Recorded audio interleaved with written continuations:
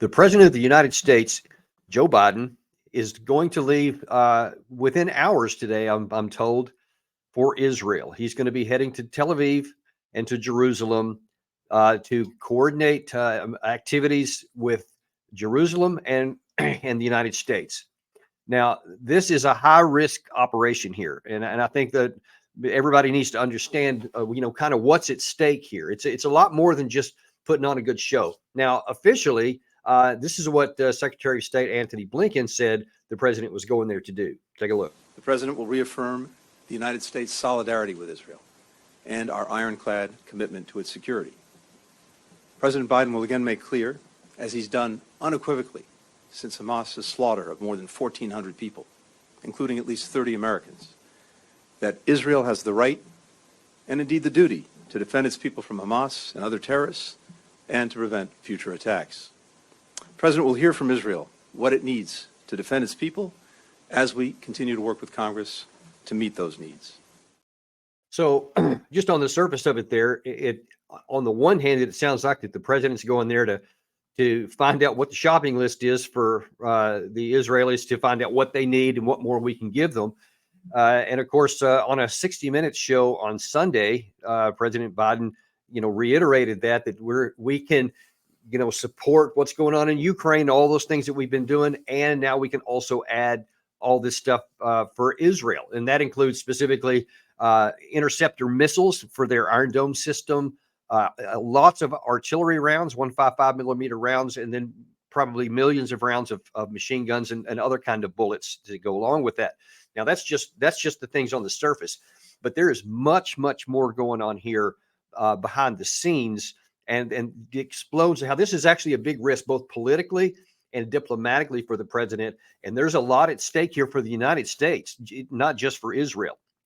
Now, also in that same 60 Minutes show on Sunday, President Biden said that one of the things he's going to be going there to say to Benjamin Netanyahu is that he has to take care of the civil population, and he has to bring in humanitarian supplies, and he has to be much more restrictive on how many of the civilians are killed and detailed in how they attack. But one of the key things is he said that they have to have a Palestinian state. There has to be an objective to where there's going to be a Palestinian state at the end of this, so that there's hope for the Palestinian people. Now, that's a big deal, because that's been one of the blocking points for decades in the Middle East and in Israel.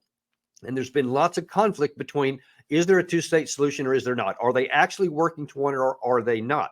Now, there's been lots of information out recently that Benjamin Netanyahu did not want a two-state solution. And in fact, some reporting is coming out to suggest that he actually wanted to keep Hamas on a leash to keep them alive and active, but not to let them get too much, because as long as those very unsavory characters were running the show in the Palestine in the Gaza Strip, that nobody's going to want to have a two-state solution. Now, clearly, they got off that leash, and now then there's been hell to pay, and there's been a huge attack. But the big issue is, if President Biden is going there to say, hey, this has to be part of the deal, that there has to be a two-state solution now.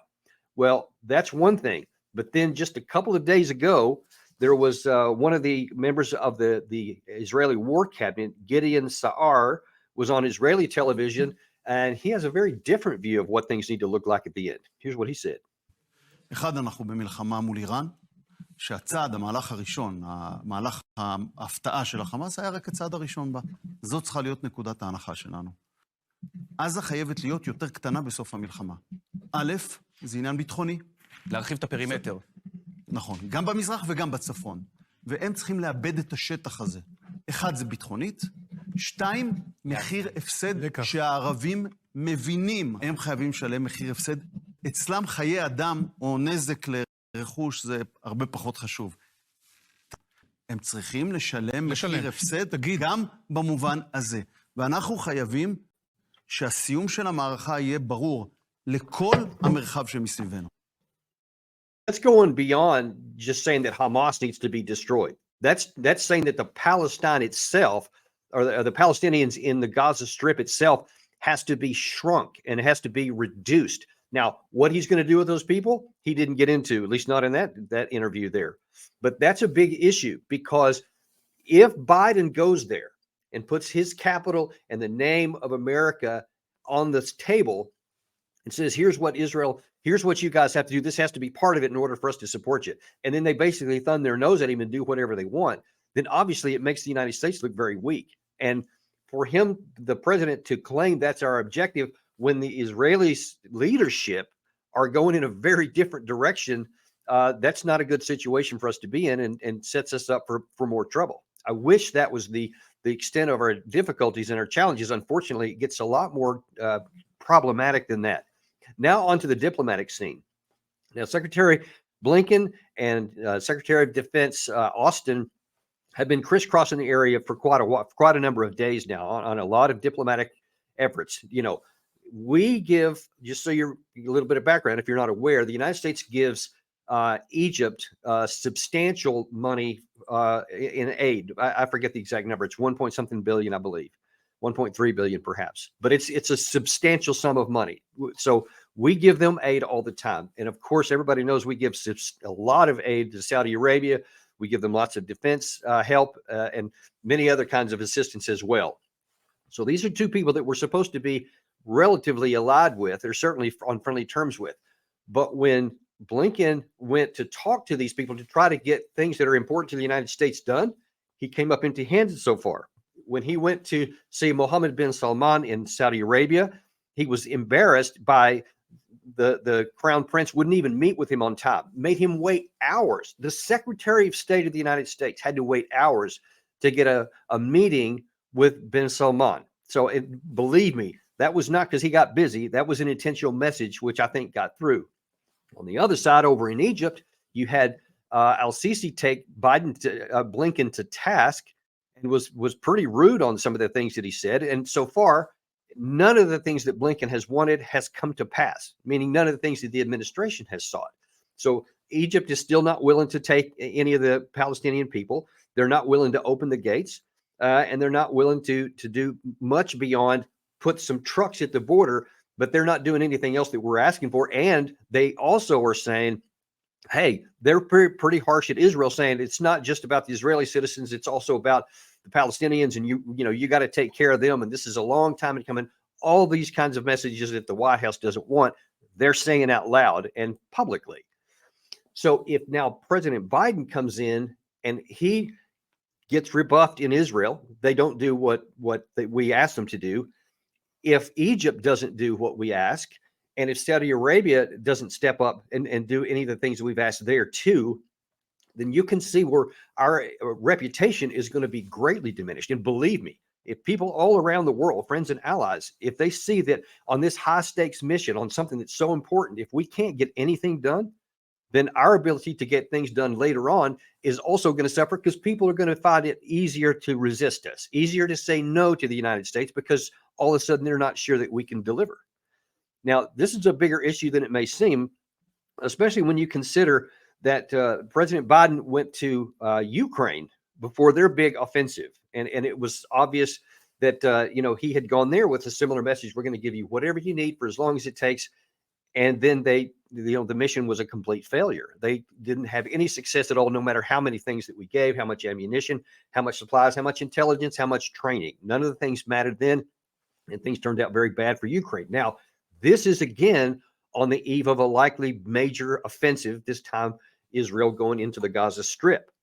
Now, depending on what happens here, our fingerprints could be on this, and we could be on the hook for this. For example, one of the big missions that the President Biden has openly said that they're going to, which Blinken said in that clip I played a minute ago, is that Israel has to be discriminate on their use of force. It's just that they need to defend themselves from this heinous attack that they suffered, but it has to be discriminate, proportionate, and within the rules of law and the laws of warfare that we admonish that everyone else to have to follow.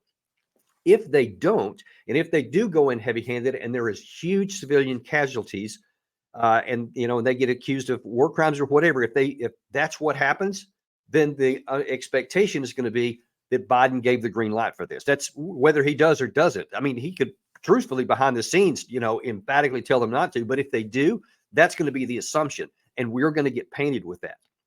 If the offensive bogs down, if it doesn't succeed, again, it's going to make us look weak because, again, an ally that we helped, that we apparently had something to do with helping their military plans and support. And if it doesn't work again, that's going to make us look really weak.